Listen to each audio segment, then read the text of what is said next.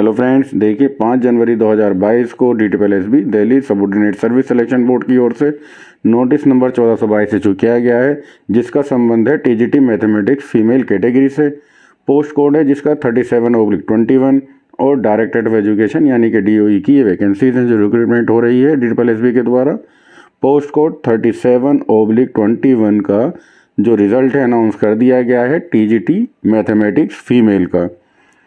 आइए इससे संबंधित जो महत्वपूर्ण बिंदु हैं उन पर हम चर्चा कर लेते हैं और उसके बाद जो शॉर्ट लिस्ट कैंडिडेट हैं उनकी जो कट ऑफ इशू की गई है उसी के आधार पर हम बात करेंगे टेंटेटिव जो फाइनल रिज़ल्ट रहने वाला है उसकी कट ऑफ क्या रहेगी, उसके बारे में डिस्कस करेंगे। पहले जो खास बिंदु हैं उस पर चर्चा कर लेते हैं।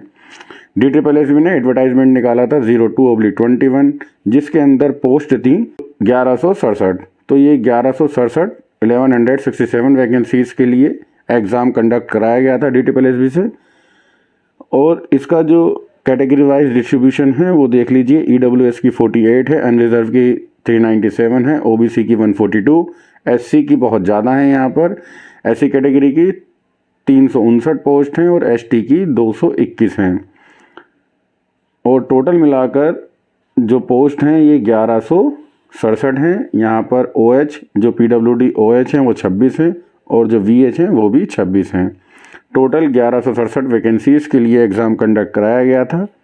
आइए अगला पॉइंट देख लेते हैं इस रिज़ल्ट का क्या है। Second point, online examination was conducted on 10, 11 and 13 सितंबर 2021 में ये एग्ज़ाम कंडक्ट कराया गया था। काफ़ी बड़ा एग्ज़ाम था जो 3 शिफ्ट में लेना पड़ा और कैंडिडेट भी बहुत ज़्यादा हैं इसके अंदर। देखिए ये आपको नज़र आ रहा होगा 13,330 कैंडिडेट्स ने पार्टिसिपेट किया। तो वाकई में ही काफ़ी बड़ा रिज़ल्ट है जिसके अंदर जो पार्टिसिपेंट हैं काफ़ी ज़्यादा हैं। 13,300 कैंडिडेट ने एग्ज़ाम में पार्टिसिपेट किया है 10, 11 और 13 सितंबर 2021 को। अब वो अपना अकाउंट चेक कर लें। DTPL-SB का जो ऑनलाइन मॉड्यूल है उस पर ORS मॉड्यूल पर जाकर लॉगिन करें, अपना रिज़ल्ट चेक कर सकते हैं। सभी के नंबर अपडेट कर दिए गए हैं। अगली बात कर लेते हैं। अब इस एग्ज़ाम में based on performance in the online examination a total of 1306 candidate who obtain marks above और equal cut off marks their respective categories.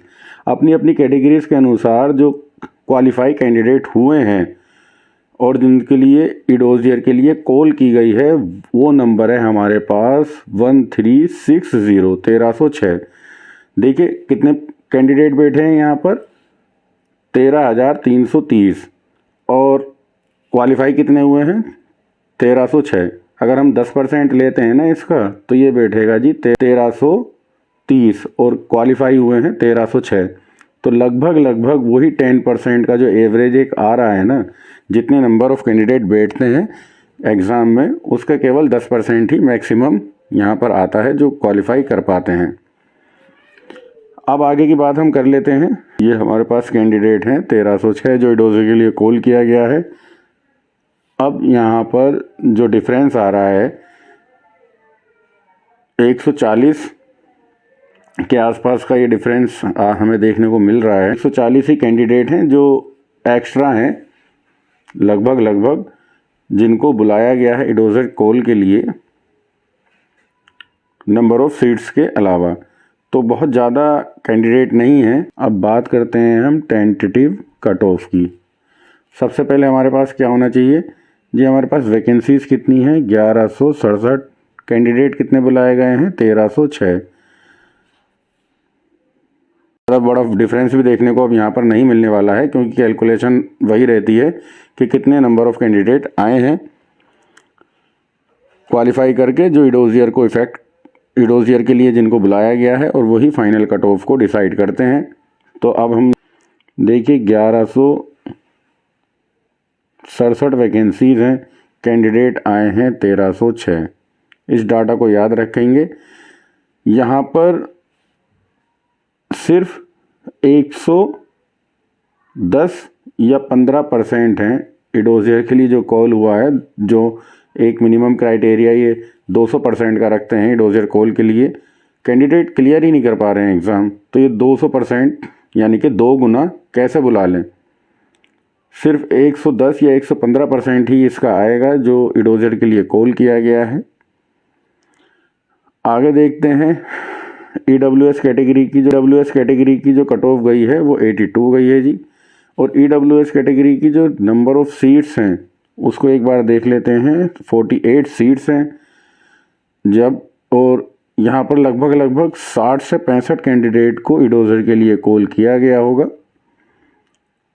जो क्राइटेरिया अभी हमने देखा है कैंडिडेट जो पास आउट हुए हैं उसके अनुसार 48 यहाँ पर कैंडिडेट के लिए सीट्स अवेलेबल हैं। और यदि 65 कैंडिडेट बुलाए गए हैं, ये 15-17 कैंडिडेट कितना इफ़ेक्ट कर सकते हैं EWS कैटेगरी को आप यहाँ पर देख सकते हैं कि भाई कितनी हायर जाने वाली है ये जो एक्स्ट्रा बुलाए गए हैं। और ये एक चीज़ ध्यान रखिएगा, ये जो 82.83 है ये मिनिमम नंबर होता है, लोएस्ट नंबर जहाँ से इडोजियर के लिए कॉल की जाती है। अब ये 65 जो आने हैं ये इससे ऊपर आएंगे, 82 से प्लस में जाने हैं सभी 65 के 65 कैंडिडेट।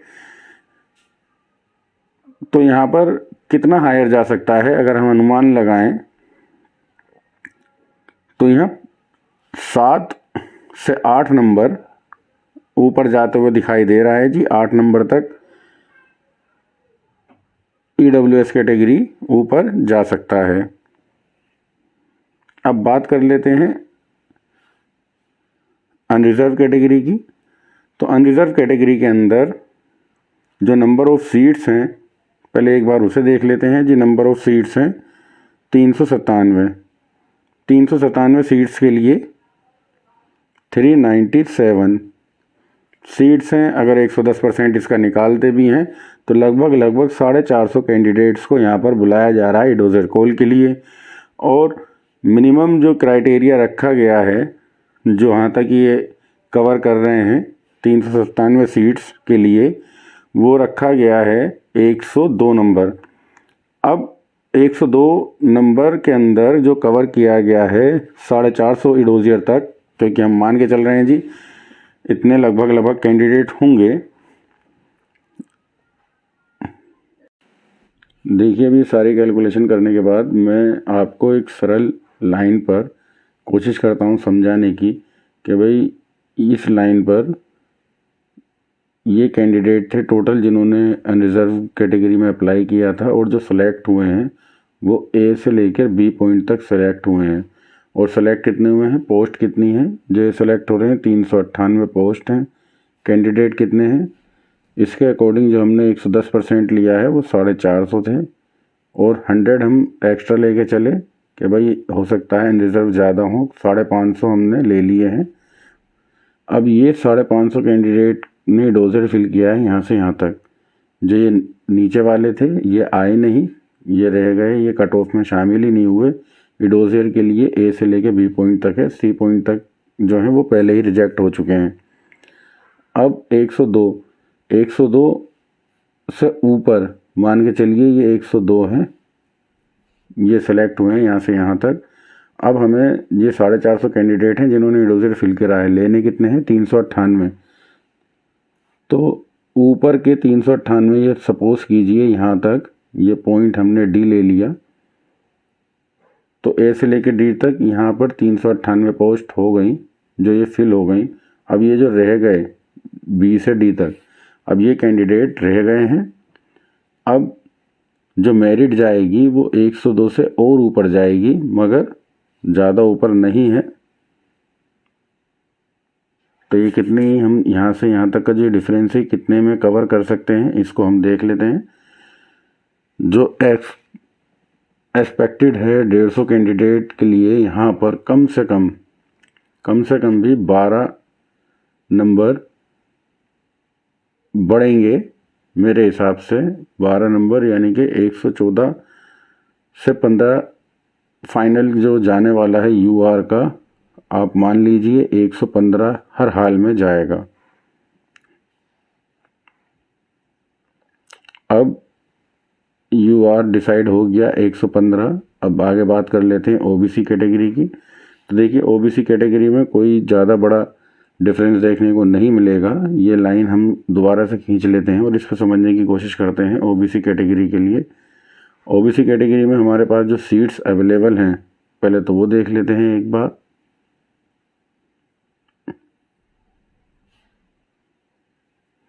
देखिए ये हमारी लाइन है ओबीसी कैटेगरी की, और ओबीसी कैटेगरी के अंदर अभी हम 142 सीट हैं।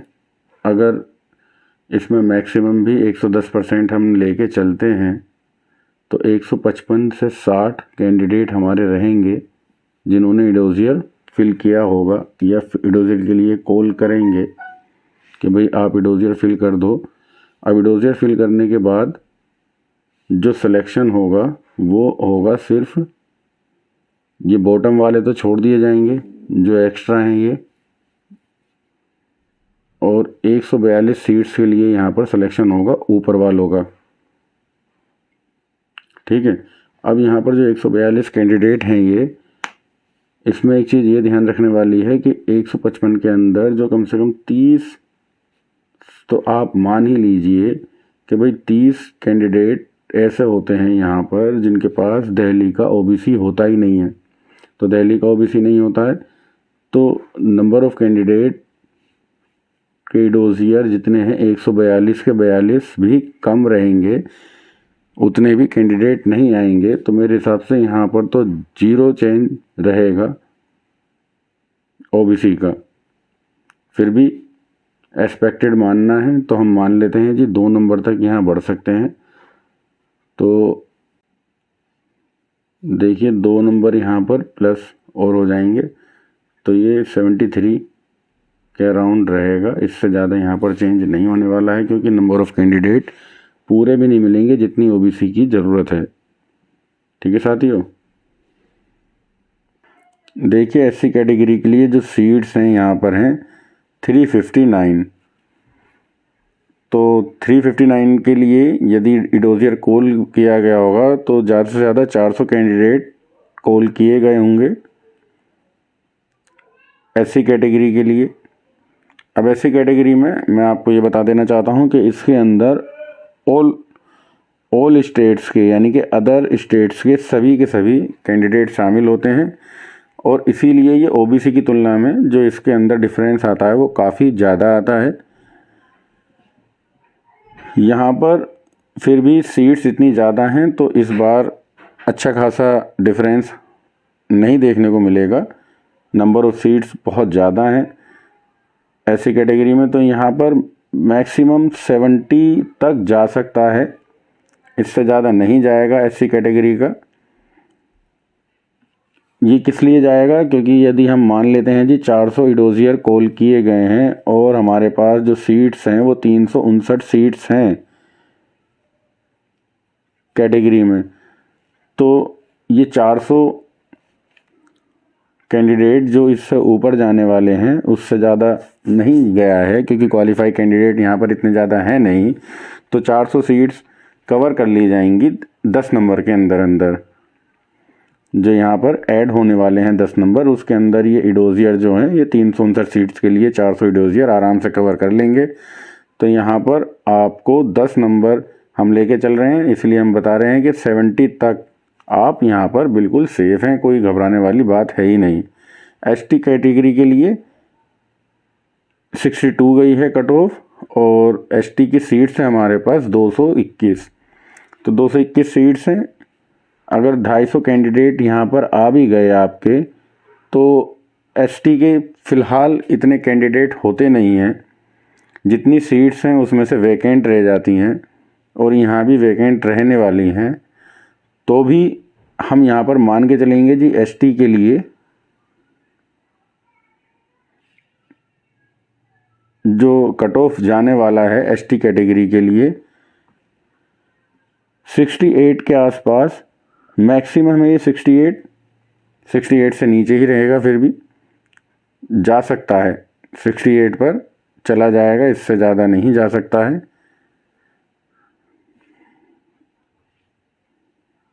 देखिए यहाँ पर 65 से 66 के बीच में हमारे पास एसटी कैटेगरी की फाइनल कट ऑफ रहेगी। इससे ज़्यादा मुझे नहीं लगता कि ये जाने वाली है, क्योंकि नंबर ऑफ़ कैंडिडेट नहीं है। अब यहाँ पर हम बात कर लेते हैं पीडब्ल्यूडी।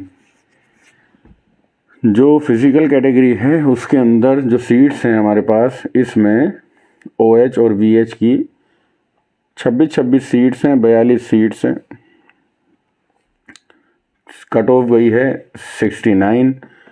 पीडब्ल्यूडी में भी थोड़ा सा हायर इसलिए रहता है क्योंकि ऑल ओवर इंडिया के कैंडिडेट वैलिड होते हैं, और यहाँ पर यदि आपके 9 से 10 नंबर ज़्यादा हैं तो यानी कि 80 के आसपास आपकी कट ऑफ यहाँ जाएगी। 80 प्लस अगर आपके यहाँ पर नंबर हैं तो आप पीडब्ल्यूडी कैटेगरी के अंदर बिल्कुल सेफ़ हैं, सिक्योर हैं, कोई घबराने की बात नहीं है। अब आगे की बात कर लेते हैं।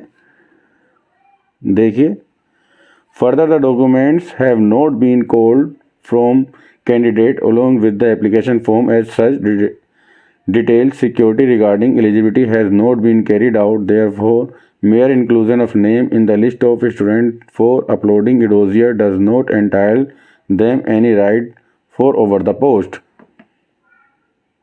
कह रहे हैं कि यदि आपने डोजियर भर दिया है तो आप एंटाइल नहीं हैं किसी भी राइट से कि आपको पोस्ट दे दी जाए। अभी सिर्फ और सिर्फ फाइनल कट ऑफ के लिए यहाँ पर आपसे मंगाया जा रहा है। और यहाँ बात की जा रही है reserve category, who have obtained mark about equal the last shortlist candidate have been shortlisted again UR. देखिए यहाँ पर कोई भी कैटेगरी है, यदि वो यूआर के बराबर या उससे ज़्यादा कट ऑफ नंबर लेकर आ रहे हैं तो वो यूआर कैटेगरी में शॉर्टलिस्टेड कर दिए जाएंगे। अदरवाइज़ वो कैंडिडेट शॉर्टलिस्टेड रहेंगे अपनी ही कैटेगरी में, जिस कैटेगरी में वो बिलोंग कर रहे हैं। क्राइटेरिया गिवन है, 40% जनरल, 35% ओबीसी के लिए है, और ये एससी एसटी के लिए 30% है।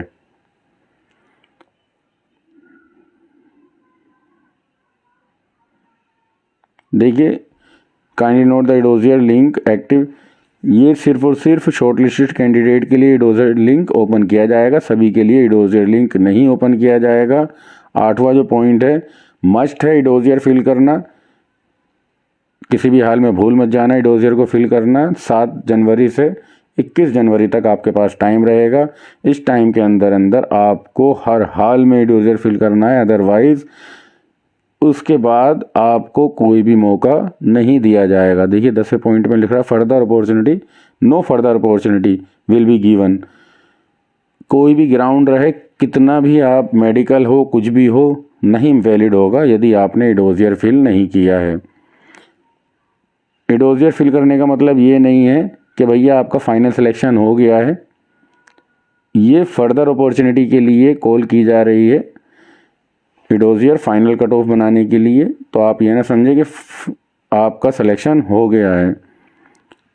इस पोस्ट से रिगार्डिंग डीओई का कोई भी अगर कोर्ट केस पेंडिंग है तो उसका जो रिज़ल्ट आएगा कोर्ट केस का वो मान्य होगा, और DSSB जो रिज़ल्ट बना रही है, शॉर्टलिस्ट कैंडिडेट कर रही है, उसके पास राइट है कि कोई भी गलती पाई जाती है इन फ्यूचर रिज़ल्ट के अंदर तो उसको ठीक किया जाएगा। आशा करता हूँ साथियों मेरे द्वारा जो आपको ये जानकारी दी गई है आपको ज़रूर पसंद आई होगी, और आपको यदि वीडियो अच्छी लगी हो तो वीडियो को लाइक ज़रूर करना और चैनल को सब्सक्राइब करना मत भूलना, ताकि आगे के अपडेट आपको टाइम टू टाइम मिलती रहें। और मैं बता देना चाहता हूँ, देखिए इस रिज़ल्ट में नॉर्मलाइजेशन पॉलिसी का यूज़ हुआ है, तो नॉर्मलाइजेशन में एक्यूरेसी कितनी मैटर करती है, नॉर्मलाइजेशन पॉलिसी कैसे यूज़ होती है, वो सब हमने वीडियो के डिस्क्रिप्शन में लिंक दे रखा है।